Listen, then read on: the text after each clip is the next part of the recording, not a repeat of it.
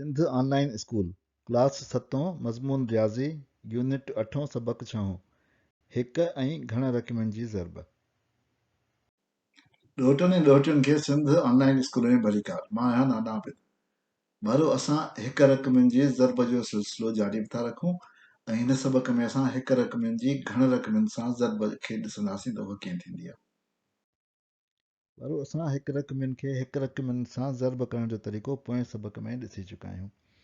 हिन सबक में असां मोनोमियल खे बायनोमियल सां ऐं मोनोमियल खे ट्राइनोमियल सां ज़रब करण जा तरीक़ा सिखंदासीं। ट्राइनोमियल बि दरअसल हिकिड़ो पॉलिनोमियल आहे, सो जीअं ट्राइनोमियल सां थींदो उअं ई ॿियनि पॉलिनोमियल सां थींदो, उन्ही तरीक़े सां असां ज़रब कंदासीं। हिक रक़मी ऐं ॿी रक़मीअ जी पाण में ज़रब करण जे तरीक़े खे असां ॾिसंदासीं हिन मिसाल ते, जेको असांजी किताब में ॾिनल आहे एक्सरसाइज़ 8.3 क्वेश्चन 2.3 में 2m square minus 3n cube minus 5mn। हीअ असांजो बायनोमियल आहे ऐं हीअ असांजो मोनोमियल आहे। हिन मिसाल खे असां पहिरीं हल कंदासीं उफ़क़ी तरीक़े सां, याने सिधे तरीक़े सां, उन खां पोइ हुनखे मूदी तरीक़े सां कंदासीं, याने उभे तरीक़े सां। सो उफ़क़ी तरीक़े सां करण में असांखे ख़बर आहे त असां इस्तेमालु कंदासीं ज़रब जो डिस्ट्रीब्यूशन वारो कानून, याने पखिड़िजण वारो या विरासत वारो कानून, जेको चए थो त ही टर्म हिननि ॿिन्ही टर्म सां ज़रब थींदो, हिननि ते पखिड़िजी वेंदो, याने हिन खे असां हिन सां बि ज़रब कंदासीं ऐं इन खे असां हिन सां बि ज़रब कंदासीं।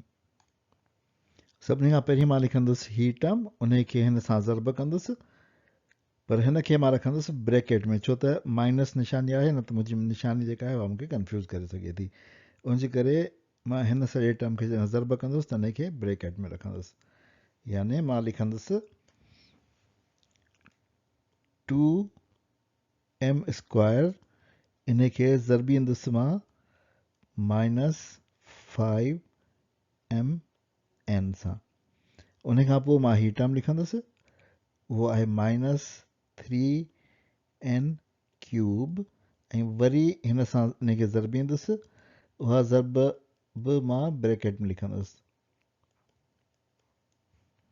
हाणे मां ज़रब कंदुसि त मूंखे सभिनी खां पहिरीं निशानियूं ॾिसणियूं आहिनि। निशानियुनि खे ज़रब कबो आहे, हिन में निशानी प्लस आहे, हिन में माइनस आहे, ॿई निशानियूं मुख़्तलिफ़ आहिनि, अनलाइक साइंस आहिनि, उनजे करे जेको जवाब में साइन ईंदी जवाब उपत में उहा ईंदी माइनस, उहा साइन मूं लिखी छॾी, मूं वटि आई माइनस। उन खां पोइ मां ज़रब कंदुसि कोफिशंट्स जी, 2 5 10, 2 ऐं 5 2 5 10, उहो मां लिखी छॾियो 10, मूं वटि कोफिशंट्स अची वियो। उन खां पोइ मूंखे लिखिणो आहे जेके अल्फ़ाबेट आहिनि उन्हनि खे, हिते मूं वटि एम बेस में आहे, उनजी सघ 2 आहे, हिते एम बेस में आहे, उनजी सघ कुझु कोन्हे लिखियलु, याने हिकिड़ी आहे।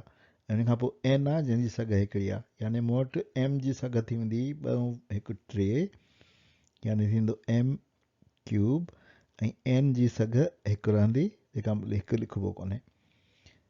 उन खां पोइ ॿिए टर्म खे ॾिसूं, हिते मूं वटि माइनस आहे साइन, ऐं हिते माइनस साइन आहे, ॿई हिकु जहिड़ियूं साइंस आहिनि। लाइक साइंस जॾहिं पाण में मल्टीप्लाई थींदियूं आहिनि त मूंखे प्लस मिलंदो, सो असां लिखियो प्लस। कोफिशंट्स खे मल्टीप्लाई कयोसीं त हिते आहे 3 ऐं हिते आहे 5, उहो थींदो 5 × 15। ऐं उन खां पोइ ॾिसंदासीं असां अल्फ़ाबेट्स खे, हिते मूं वटि एन क्यूब आहे, हिते एम एन आहे, एम जो हिकिड़ो पावर आहे, हिते कोन्हे, हिते एन जा 3 पावर आहे, ऐं हिते हिकिड़ो 3 ऐं 1 4, ऐं एम एज़ इट इज़ रहंदो। सभिनी खां पहिरीं मां एम लिखंदुसि, छो त पहिरीं अल्फ़ाबेट पहिरीं लिखबी आहे, ऐं एन जो पावर थींदो 3 + 1 4। अहिड़ी तरह मूं इहो सुवालु हल करे वरितो। हाणे मां इन साॻे सुवाल खे कंदुसि उभे तरीक़े सां, याने उमूदी तरीक़े सां।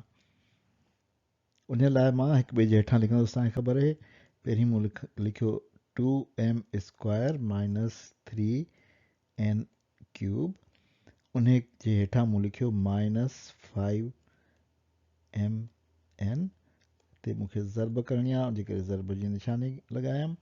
हाणे मूंखे सभिनी खां पहिरीं हिन खे ज़रब करिणो आहे हिन सां। उन ज़रब करण लाइ साॻिए तरीक़े सां जीअं पहिरीं मां करे चुको आहियां ज़रब, पहिरीं सिम्बल्स माइनस प्लस थींदो माइनस, उन खां पोइ कोफिशंट्स 2 मल्टीप्लाई बाय 5 थींदो 10, उन खां पोइ अल्फ़ाबेट हिते थींदो m जो पावर 2 + 1 3 ऐं n जो साॻियो हिकु रहंदो m क्यूब n। अॻियां ॾिसूं त असांखे जेका सिंबल मिलंदी हिन मल्टीप्लिकेशन मां, हाणे हिन खे बि करिणो आहे मल्टीप्लाई हिन सां। सो इन मां जेका सिंबल असांखे मिलंदी उहा थींदी माइनस माइनस, ॿई साॻियूं आहिनि, त असांखे ज़रब उपत में सिंबल जेका मिलंदी उहा मिलंदी प्लस। सो उहा सिंबल असां लॻाईंदासीं प्लस। कोफिशंट्स खे जेकॾहिं मल्टीप्लाई कयूं त 5 ऐं 3 आहिनि 15, सो लिखंदुसि 15। अल्फ़ाबेट खे मल्टीप्लाई कयूं त m जो हिकिड़ी सघ आहे, हिते m आहे ई कोन, उनजे करे m जी हिकिड़ी रहंदी, हिते n जी हिकिड़ी आहे सघ, ऐं हिते 3 आहिनि, 3 ऐं 1 थींदियूं 4, यानी m ऐं n रेज़ टू पावर 4। अहिड़ी तरह सां इन सवाल खे उभे तरीक़े सां बि यानी उमूदी तरीक़े सां बि हल कयो। हाणे असां मोनोमियल जी पॉलिनोमियल सां ज़रब जो तरीक़ो सिखंदासीं। पॉलिनोमियल जी जाइ ते असां इस्तेमालु कंदासीं ट्राइनोमियल, ऐं असां क्वेश्चन 4 एक्सरसाइज 8.3 जो हल कंदासीं, जेको चए थो x² - 6xy + 9y² खे -3xy सां ज़रब करणी आहे। असां हिन सवाल खे उमूदी तरीक़े सां हल कंदासीं ऐं उफ़क़ी तरीक़े सां तव्हां पाण हल कजो। असांखे ख़बर आहे त उमूदी तरीक़े सां हल करण लाइ हिन खे मथे लिखिबो ऐं हिन खे उनजे हेठां लिखिबो, सो मां उहो लिखां थो। हाणे मूं इहे ॿई रक़मूं हिक ॿिए जे हेठां लिखी छॾियूं। हाणे मूंखे हीउ हिकिड़ो पॉलिनोमियल आहे, मोनोमियल आहे, इन मोनोमियल खे हिन पॉलिनोमियल जे हर मोनोमियल सां या हर टर्म सां ज़रब करणी आहे, छो त हीउ बि हिकिड़ो अलॻि जे टर्म, त इहो मोनोमियल आहे, हीउ हिकिड़ो मोनोमियल आहे, हीउ हिकिड़ो मोनोमियल आहे। सो असां ज़रब कंदासीं पहिरीं हिन खे हिन सां, उन खे खां पोइ हिन सां, ऐं उन खां पोइ हिन सां। इहे टे असांजूं ज़रबूं थींदियूं, असांखे टे रक़मूं मिलंदियूं। सभिनी खां पहिरीं असां कंदासीं x² खे -3xy सां ज़रब। ॾिसंदासीं त असांजी निशानी कहिड़ी आहे। निशानियूं ॿई अलॻि अलॻि आहिनि, मुख़्तलिफ़ निशानियूं आहिनि, अनलाइक साइंस आहिनि, उनजे करे जवाब में असांजी निशानी जेका आहे उहा माइनस ईंदी। कोफिशंट जेकॾहिं ज़रब कंदासीं त हिते कुझु कोन्हे लिखियलु, उनजे करे कोफिशंट असांखे ख़बर आहे त उहो जॾहिं कुझु न हूंदो आहे त 1 हूंदो आहे। सो असां ज़रब कंदासीं 1 ज़रब 3, जवाबु ईंदो असांजो 3। उन खां पोइ असां अल्फ़ाबेट खे ज़रब कंदासीं। हिते असांजी x जी सघ 2 आहे, ऐं हिते असांजी x जी सघ 1 आहे। सो 2 ऐं 1 सघूं जेके आहिनि एड थी वेंदियूं, थींदी 3 सघ, ऐं y जी सघ साॻी 1 रहंदी। सो असां लिखंदासीं x जी सघ 3 यानी x³ ऐं y जी सघ 1।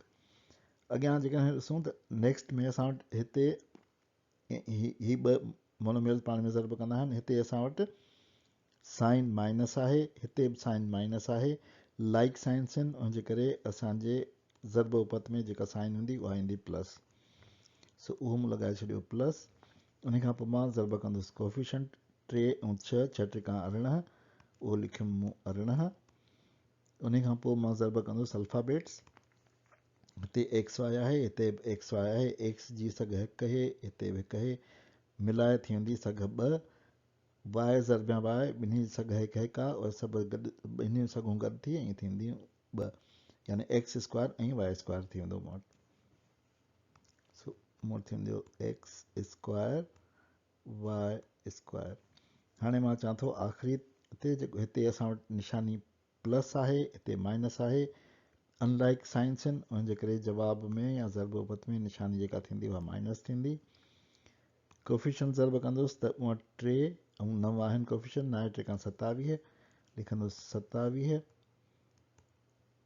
ऐं हाणे मूंखे जेको आहे पाण में ज़रब करणा आहिनि अल्फ़ाबेट्स। हिते x आहे, हिते x कोन्हे, हिते y जी सघ 1 आहे, हिते 2 आहिनि, सघूं जोड़ थी वेंदियूं 2 ऐं 1 3, सो मूं वटि थींदो x ऐं y³। सो अहिड़ी तरह जेको आहे मूं हिन सवाल खे हल करे वरितो उभे तरीक़े सां, उफ़क़ी तरीक़े सां तव्हां पाण कंदो।